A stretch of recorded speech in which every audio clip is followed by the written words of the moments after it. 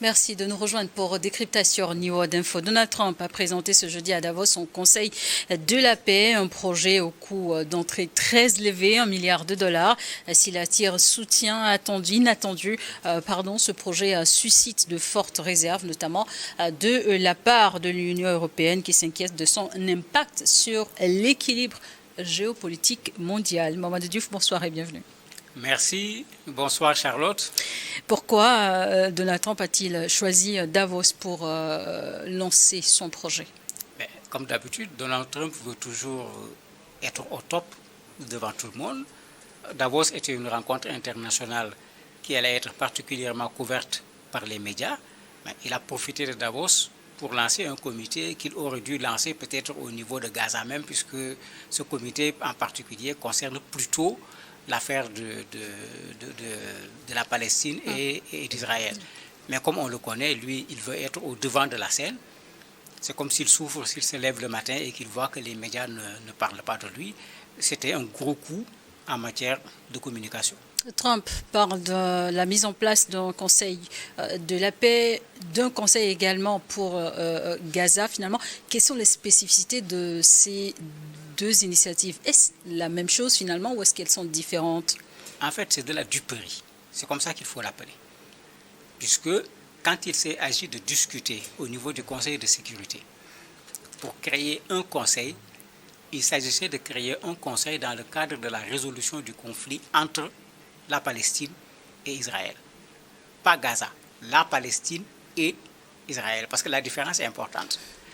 Quand il a fait la proposition, le texte qui était proposé, sur le texte, il n'y avait aucune proposition de souveraineté ou d'indépendance de la Palestine.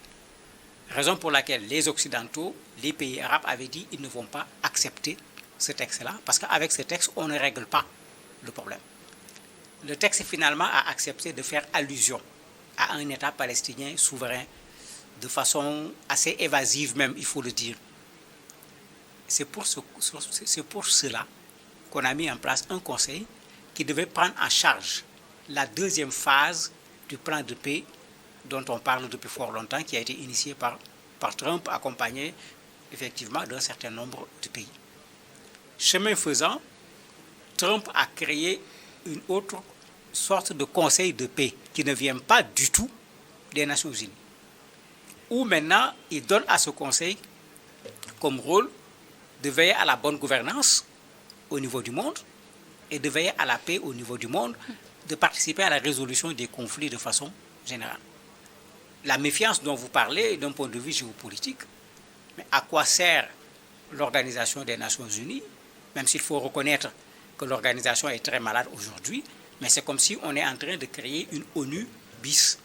Et vous voyez Trump avec sa façon de faire, 50 États ont signé, j'ai demandé à Poutine de venir parce que c'est quelqu'un qui est très influent, etc.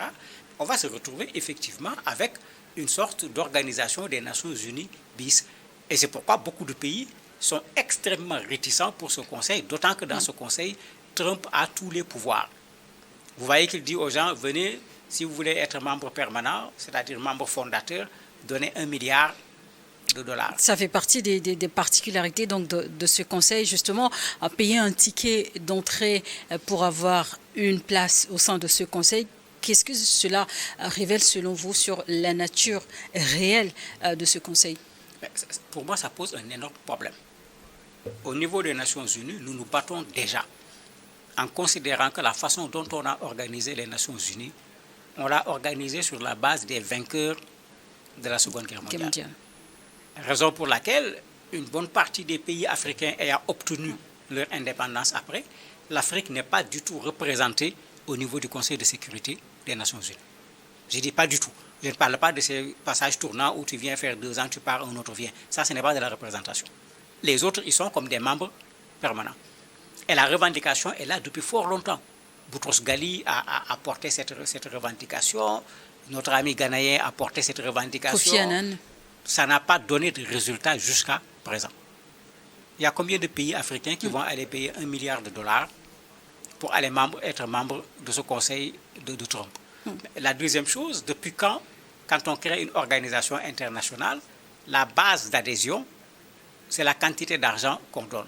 Mais c'est contraire au principe des Nations Unies qui parle d'égalité des États grand ou petit.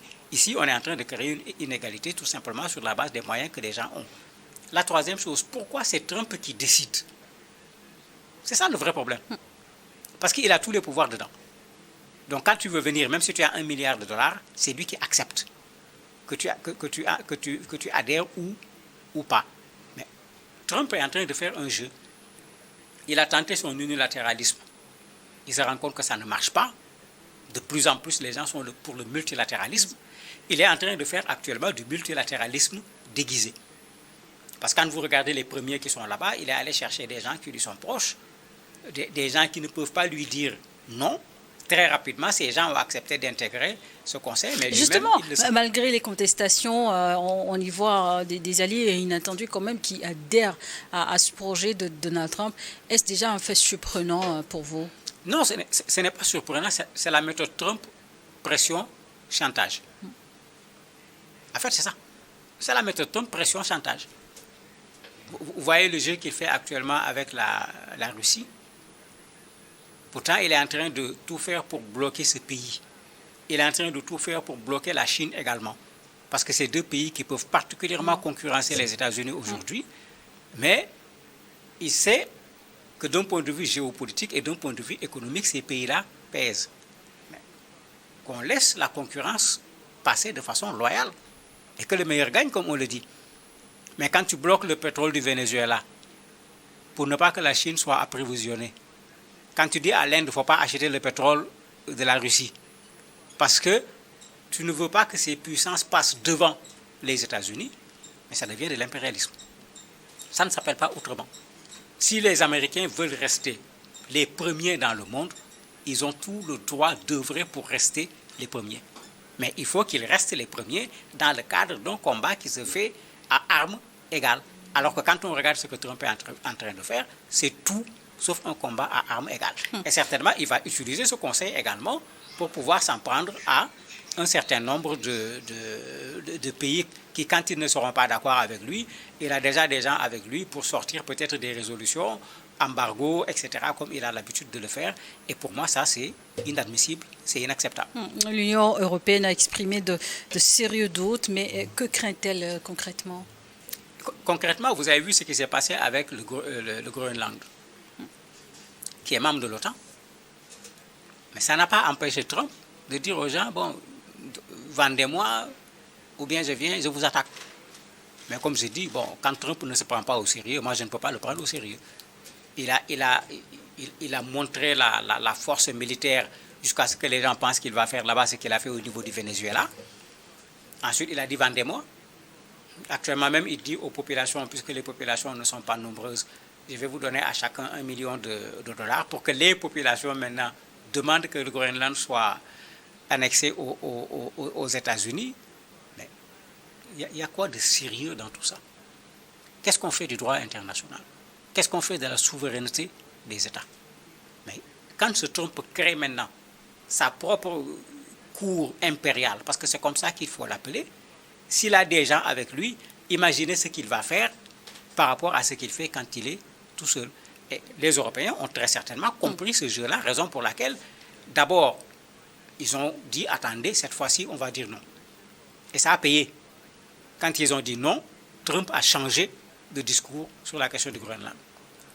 Deuxième chose, ils savent que si on laisse passer ce monsieur, ben, quand il finira avec ces gens-là, certainement, c'est vers eux qu'il va se tourner. Parce qu'il avait déjà commencé à parler de taxation, de ramener des taxes de douane, etc. Mais ils sont en train, eux, de se préparer en se disant, mais attendez, ce monsieur-là, comme je l'ai dit tout le temps sur ce plateau, il faut l'arrêter, il ne faut pas le laisser continuer. C'est un danger pour la sécurité du monde, c'est un danger pour le droit international. Et si on laissait faire ce conseil, risque-t-il de sérieusement arriver à court-circuiter même les institutions internationales existantes déjà, comme l'ONU, qui est mentionnée depuis le début? C'est une des craintes, mais moi je n'y crois pas. On a vu Trump sur l'affaire de l'Ukraine. Jusqu'à aujourd'hui, le problème n'est pas réglé. Au contraire, l'intensité de la guerre a plutôt augmenté. On a vu Trump sur l'affaire de la RDC. Jusqu'à présent, le problème n'est pas réglé. Est-ce qu'on ne va pas assister exactement à la même chose? Et quand c'est cela, mais ça pose un énorme problème. Parce que pour pouvoir concurrencer l'ONU, l'ONU a une charte qui définit des règles, qui définit des principes. Ici, dans le conseil qu'il propose, mais le conseil, quand vous lisez le document, c'est le président, 35 fois. C'est-à-dire que vous avez quelque chose qui a été fait à la mesure de Donald Trump. Et il a pratiquement tous les pouvoirs, pour ne pas dire en parlant comme les Nations Unies, il est le seul à détenir le droit de veto au niveau de ce conseil. Mais imaginez 5 droits de veto. On est dans des problèmes, mais donner le droit de veto à une seule personne, à Trump de surcroît, mais il est clair qu'on va vers un désordre mondial. Je me dis que ça va être le dérèglement, comme on parle de dérèglement sur le plan économique, ça va être un véritable dérèglement sur le droit international, d'autant que Trump lui-même ne semble pas croire ou s'intéresser à ce droit international. Donald Trump se présente ici comme un acteur ou même un artisan de la paix. Est-ce crédible, selon vous, au regard de son bilan et de sa vision même des relations internationales, surtout au cours de ce deuxième mandat? Mais ce n'est pas crédible parce qu'on l'a vu pendant son premier mandat. À l'intérieur des États-Unis, qu'est-ce qu'on a fait des Noirs? Qu'est-ce qu'on a fait des Hispaniques? Qu'est-ce qu'on a fait des étrangers de façon générale? C'est-à-dire qu'il faut qu'on fasse attention. C'est vrai, Trump est un businessman qui a beaucoup d'argent. On peut lui reconnaître cela. Mais en termes d'humanité, en termes d'humanisme, en termes d'un individu qu'on peut donner un exemple pour le monde, mais quand on va faire la liste, que Trump le veuille ou pas, il ne sera même pas sélectionné. Je ne dis pas qu'il ne fera pas partie des premiers, il ne sera même pas sélectionné. Parce que quand vous regardez sa façon d'agir, ce qu'il a fait au Venezuela, ça repose sur quel principe? Aucun. Il ne peut pas le défendre. Ça ne repose sur aucun principe. Cette affaire de drogue dont il parle, ça ne tient pas la route. Il est en train de vouloir prendre le pétrole au Venezuela et on le voit déjà puisqu'on lui en a proposé 50 millions de barils. C'était ça l'objectif. Mais c'est la même chose que les Américains avaient fait avec l'Irak, qu'on ne l'oublie pas. Ce n'était pas Trump, mais on nous avait parlé d'armes de destruction massive. On est allé semer une pagaille là-bas qui n'est pas finie jusqu'à aujourd'hui. C'est la même chose que les Américains avaient fait en Afghanistan. Le problème n'est pas résolu jusqu'à aujourd'hui. C'est la même chose que les Américains avaient fait en Somalie du temps du président Mohamed Siad Barre, avec une opération qu'ils appelaient Restore Hope. Au lieu de restaurer l'espoir là-bas, ils ont créé le désespoir. La Somalie est toujours dans la catastrophe jusqu'à aujourd'hui avec la responsabilité des États-Unis. Mais ceux qui l'ont fait à l'époque, pour moi, ressemblent plus à des hommes d'État que Trump. Vous oubliez la Libye également. Parce que pour moi, Obama est plus homme d'État que Trump, mais ça n'a pas empêché Obama de rentrer dans ce jeu-là. Imaginez maintenant quand c'est Trump, entouré de sa cour impériale, parce que c'est comme ça qu'il faut l'appeler, mais on peut s'attendre à tout dans ce monde-là. Une question essentielle, peut-on voir dans cette initiative une tentative de redéfinir l'équilibre des forces mondiales au profit d'intérêts privés dans ce contexte-ci? Et si tel est le cas, où se situe l'Afrique dans cette dynamique? Ah non, quand on parle de Trump, il ne faut pas demander où se situe l'Afrique. Vous avez vu sa dernière sortie sur la Somalie. Elle sera concernée d'une manière ou d'une autre. Je ne vais pas répéter. Décisions qui seront prises au sein de ce Conseil. Elle va subir plutôt qu'elle sera concernée. Parce que c'est deux choses différentes. Quand les Africains réclament une présence beaucoup plus significative au niveau des Nations Unies, c'est pour qu'on ne soit plus des gens qui sont là pour applaudir simplement, mais des gens qui sont là pour avoir une voix. Et cette voix, c'est ça le principe de création des Nations Unies. Avec Trump, qui n'a pratiquement aucune considération pour les Africains, et il ne le cache pas puisqu'il le dit dans des propos que je ne répéterai pas, vous croyez que les Africains auront quelle place dans un conseil qui est dirigé par Trump? On a vu quelle attitude il a eue avec l'Afrique du Sud, on l'a vu avec la Somalie, on a vu avec les menaces contre le Nigeria, etc. Mais qu'est-ce qu'on peut attendre de Trump pour le continent africain? Et moi, comme j'ai l'habitude de le dire, il faut que nous, qu'on arrête de dire qu'est-ce qu'il va faire pour nous. Il faut qu'on prenne nos responsabilités pour faire pour nous-mêmes. Et notre rôle, c'est de nous battre au niveau du Conseil de sécurité des Nations Unies pour que l'Afrique soit représentée comme il se doit, sur la base de sa superficie, sur la base de sa population, sur la base du nombre de pays qui sont sur le continent africain. Et ça, Trump ne nous le donnera pas. Et quels pourraient être les risques géopolitiques si ce Conseil venait à prendre ou même à gagner en influence? J'ai du mal à croire que ça peut arriver à ce stade. Parce que Trump tout seul peut détruire ce qu'il a mis en place. Malgré les adhésions déjà annoncées, la mise en place, une charte déjà signée. Combien de choses Trump a dit? Il s'est couché, il a dormi, il s'est réveillé le lendemain, il a dit le contraire. Donc moi, comme je le dis, j'ai du mal à prendre ce monsieur au sérieux. Ce qui le rend encore plus dangereux. Les gens disent imprévisible, imprévisible, ça dépasse l'imprévisible parce que parfois il dit une chose, mais après il dit carrément le contraire de ce qu'il avait dit. L'exemple du Groenland est là. Il a parlé de taxation jusqu'à 100% des produits au niveau de l'Europe, etc. Quand eux aussi, ils ont mis en place leur mécanisme en tant que pays européen pour organiser la riposte par rapport aux produits américains, quand il a vu qu'au niveau des bourses américaines, les valeurs sont en train de tomber, il a changé de discours. Mais avec celui-là, imaginez-vous dans quel monde on va aller si on donne de la force à sa cour impériale qu'il vient de créer. C'est le contraire qu'il faut faire. Il faut le combattre, lui et sa cour impériale, parce que pour moi, c'est mal parti. Dès le départ, je ne m'attends pas à ce que cette cour-là puisse participer à régler les problèmes à l'échelle internationale. Je m'attends plutôt à beaucoup plus d'injustice sur le plan international, comme Trump est en train de le faire à Gaza. Tu armes Israël, qui fait un génocide au niveau de la Palestine. Toi, tu te soucies de dire aux populations d'aller en Jordanie, d'aller en Égypte, comme ça, lui, il va venir faire son business en matière de bâtiments pour créer la Riviera devant, au niveau de Gaza, au bord de la mer. C'est ça, Trump. Justement, pour revenir à la bande de Gaza, ce conseil va-t-il sérieusement apporter des solutions sur la table? Difficile à dire pour le moment parce qu'il y a dans le conseil des gens qui peuvent défendre la Palestine. Je pense à la Turquie, je pense également au Qatar. Mais vous avez d'autres qui sont là-bas. Je ne suis pas sûr qu'avec une pression de Trump, ils vont être prêts à défendre le droit. Parce que c'est de ça qu'il s'agit. C'est les Nations Unies qui ont mis en place une commission, un conseil plutôt, pour résoudre le problème palestinien. Le problème palestinien, pour le résoudre, les Nations Unies ont pris des dizaines de résolutions qui, si elles sont appliquées, on trouve 80% de la solution pour le problème palestinien.